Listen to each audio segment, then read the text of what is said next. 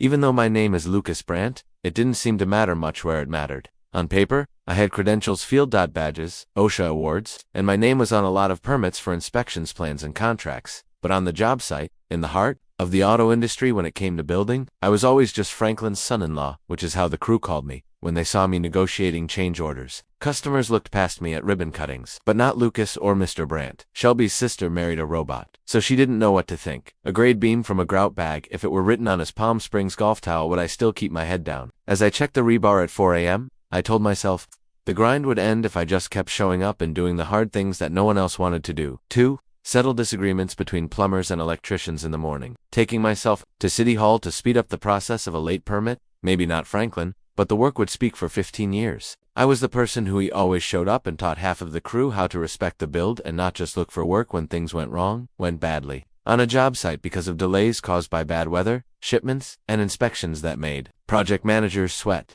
That was my number. No, my name wasn't on the trucks, but it could have been in the mud that kept the wheels from moving. Franklin was in front, shaking hands at every company cookout, staff meeting, and award ceremony. I held the folding chairs while standing in the back. The company website even called me a field liaison, which is a pretty vague job title. I told myself that having that title meant I did all the important things, while Shelby posted selfies from business meetings. Though I was building a heritage, it didn't matter. It wasn't news that Franklin might be when he was about to quit. He would look over his shoulder and see the guy who stayed and helped him get through twos. There had been recessions, job losses, and terrible rules. So maybe that guy earned more than a pat on the back. I was wrong that Monday morning. The sky was a concrete nightmare. It was dark, moist, and rainy, and I had been at the Riverview Bridge site since before dawn to check on things.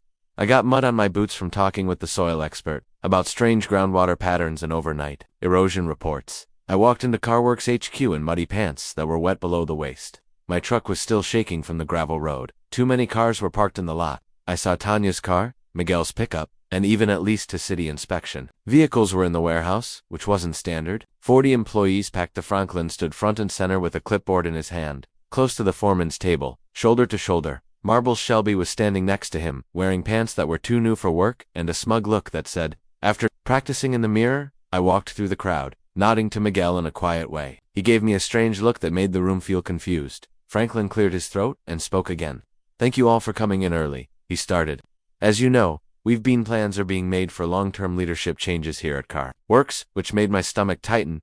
Franklin didn't say a word without meaning it. My heart raced. But I didn't say anything. I'd like to officially say that Shelby Carr will take over as president and CEO of CarWorks as of right now. Building, at first, the words didn't fully register. They felt like lines from a dream I didn't want to remember, he added. Lucis will handle administrative tasks without even looking at me. Business going forward, and he'll help Shelby through the change. Miguel's head slowly turned toward me. It felt like someone poured cement into my chest. I stood still and my fingers went numb. His brow furrowed, and Tanya moved her weight, making it clear that she was uncomfortable. Even the junior project managers took a quick look around us, like someone had just dropped a live wire between us. After 15 years of research, administrative tasks off coming into this company, I was given a desk, a chair, and a room without a window. I was staring at Shelby instead of Franklin because I had an office and a title that meant stay out of Shelby's way, who smiled like he had just been given the keys to a sports car he didn't know how to drive. He slapped Franklin on the back of the head.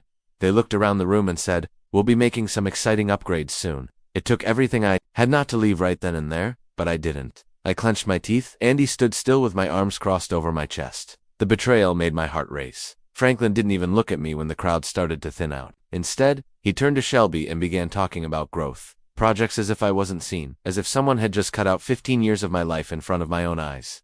I left the warehouse that day without saying a word to Franklin, Shelby, or even Miguel, who tried to talk to me, but stopped when he saw the look in my eyes. I got in my truck and sat behind the wheel for a while. I stared at the dashboard for a long time. I had the keys in my hand, but I wasn't driving yet. This was how my whole life had been. Company, and now I was just a job title ghost, a man whose work was known but whose name was never mentioned. Knew I looked like a mess when I looked at myself in the rearview mirror. There were storm clouds, and for 15 years I went by a name that wasn't mine. What was taken from me the day before I got to work at CarWorks? The sun rose the next morning like it had no idea, earlier than normal, but I couldn't explain why. Maybe it was habit, or loyalty that was still strong. The warehouse was already buzzing with voices, and the sound of clipboards slapping against hands. I walked by the whiteboard where Miguel usually wrote down shift changes while hearing the forklifts grunt with morning wait. Today, there were no site assignments. It looked like the rules had changed overnight, and no one had written anything on it. I walked into the building at the same time that Franklin's voice echoed across the warehouse floor, telling everyone to get to work.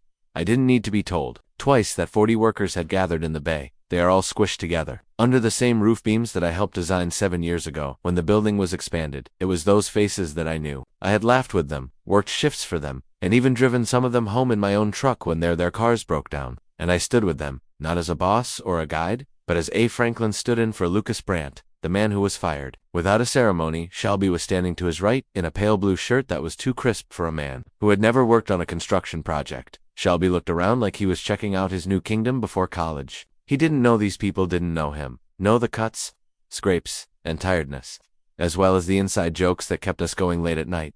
Overworked on Saturdays. But he was still smiling. Franklin cleared his throat and said it again. Case any of us missed it yesterday, I missed it the first time. Shelby Carr is now president and CEO of Carworks Construction. There was a pause.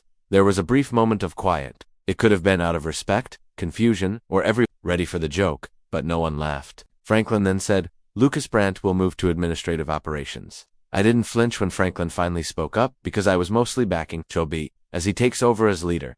He looked at me as if he were daring me to speak and tell him something that would make a scene. I didn't blink, move, or even nod. I just stood there still, straight hands that were rough and stained from a foundation check in Oakage at 5 a.m. while Shelby slept and Franklin practiced lying to himself. In the mirror, I was outside, my boots on pavement, and dew on my jacket, making sure they wouldn't miss their targets. There was a heavy silence after Franklin's words. Miguel moved closer to me, and I could feel the question coming off of him. His brow was creased and his jaw was tight. Dot was not the only one who looked shocked. Tanya looked shocked, and Evan, one of the new hires I had personally walked through his first rewall layout, looked at me with a mix of sadness and shock. Even the junior project staff, they looked at me when they were fresh out of school, and still learning the difference between planning and reality. They walked away as if they were embarrassed for me. But I didn't say anything because Franklin kept digital integration buzzwords that didn't mean anything we're used to talk about. Plans for future growth, without any evidence to back them up. Shelby just nodded along like a fool, acting like he knew what kind of nod to give.